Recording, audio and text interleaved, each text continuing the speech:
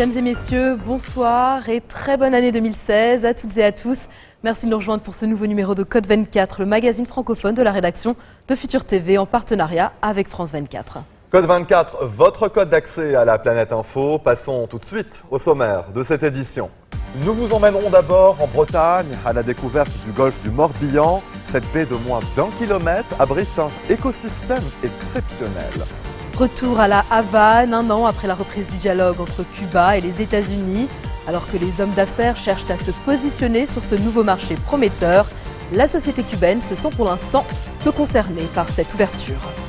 En 2015, près de 60 000 apatrides qui vivaient depuis des décennies dans des enclaves de part et d'autre de la frontière entre l'Inde et le Bangladesh ont enfin été reconnus comme des citoyens ordinaires. Fuir la Syrie et recommencer sa vie au Canada, le pays ouvre ses portes à 25 000 réfugiés d'ici fin février. Pour gérer leur accueil, les autorités comptent beaucoup sur la société civile et la générosité des citoyens. Retour à Sarajevo, 20 ans après les accords de paix de Dayton qui ont mis fin à la guerre en Bosnie-Herzégovine. Si les combats ont cessé, les divisions existent toujours. Direction d'abord le sud de la Bretagne qui abrite le golfe du Morbihan. C'est l'un des plus beaux écrins maritimes au monde. Toutes les 6 heures, 400 millions de mètres cubes d'eau entrent ou sortent par ce goulet de moins d'1 kilomètre.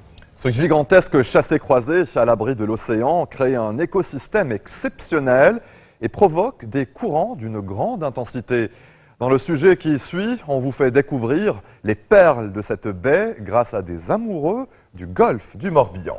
Reportage.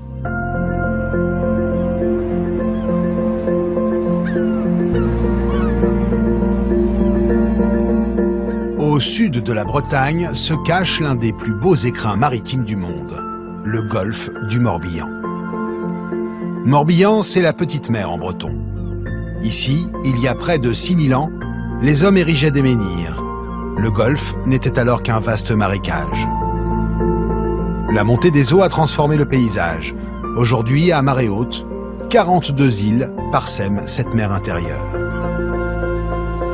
Toutes les 6 heures, 400 millions de mètres cubes d'eau entrent ou sortent par ce goulet de moins d'1 kilomètre de large.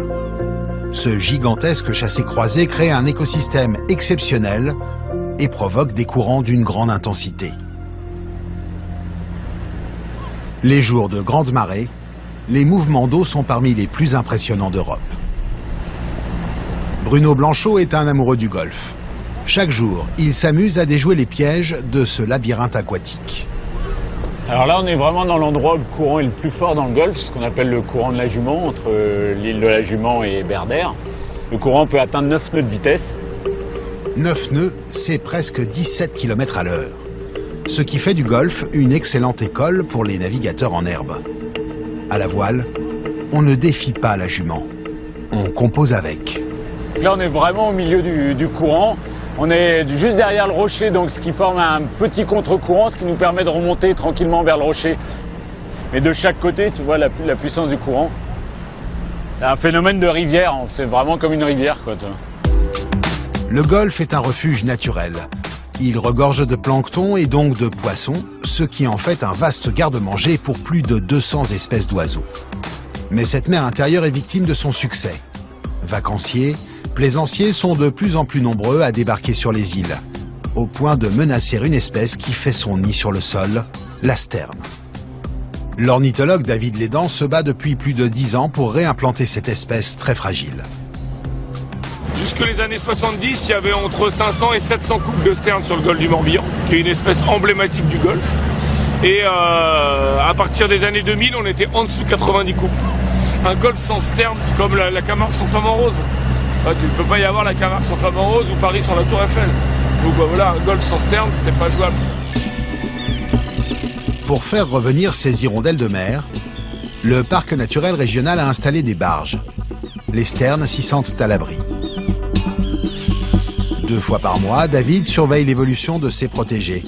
Il compte le nombre de nids, de pontes, de poussins à l'envol. Rien ne lui échappe. Ça, c'est clos cette nuit, il est encore tout mouillé de sa coquille. Il a encore le diamant sur le bout de son bec. Ça, c'est ce qui lui a permis de sortir de sa coquille. Il le perd au bout de 48 heures. Donc ça à 24 heures, quoi. Depuis leur naissance, David veille sur les poussins jusqu'à leur envol. C'est un petit poussin, mais ses ailes, elles sont presque finies. Dans 4 jours, il vole. Et dans 15 jours, 3 semaines, il part du Golfe. Dans 2 mois, il est en Afrique.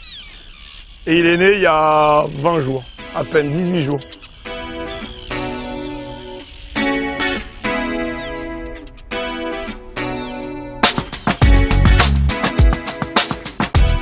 Plus avant dans la baie, les courants s'apaisent et les eaux sont moins profondes. On est dans le cœur du Golfe, là, on est entre l'île aux Moines et l'île d'Ar, un petit coin de paradis. Un havre de paix pour l'une des perles du Golfe, l'huître. Chaque année, on en produit plus de 10 000 tonnes. Parce qu'on arrive doucement, je vais mettre mes cuissardes, il faudrait que je descende à l'eau. Yvonique Jega est l'un des derniers ostréiculteurs à travailler à l'ancienne. Chaque jour, sur l'île d'Ars, il vient surveiller l'évolution de ces bébés qui commencent leur vie sur ces tubes. Donc ça, ce sont des huîtres qui ont 1 an, c'est ce qu'on appelle le naissin. Elles passent la première année sur les tubes, sur les collecteurs. Et ça va être détroqué, donc décoller des tubes à partir du mois de septembre. Et ce sera semé sur le sol, pour continuer de grossir sur le sol. Des huîtres qui grandissent sur le sable. Une technique ancestrale qui leur donne une saveur très particulière, mais qui présente aussi un double inconvénient. À marée haute, elles sont exposées aux prédateurs de la mer. À marée basse, elles sont à portée de main des vacanciers. C'est ça qu'il faut surveiller, parce que sinon, avec les estivants, les huîtres vont être ramassées. Il y a une vie plus riche au contact du sable, donc l'huître a trouvé un meilleur plancton, donc elle sera plus charnue, plus goûtée. Elle est plus longtemps dans l'eau aussi que dans l'élevage en surélevé en poche.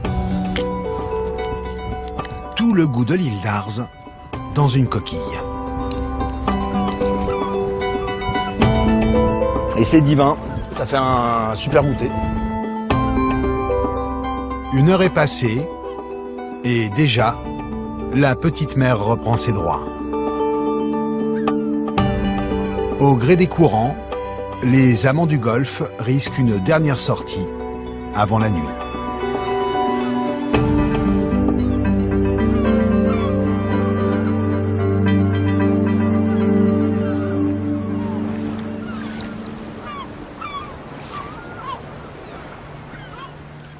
Restez des nôtres, on se retrouve après cette très courte pause. À tout de suite.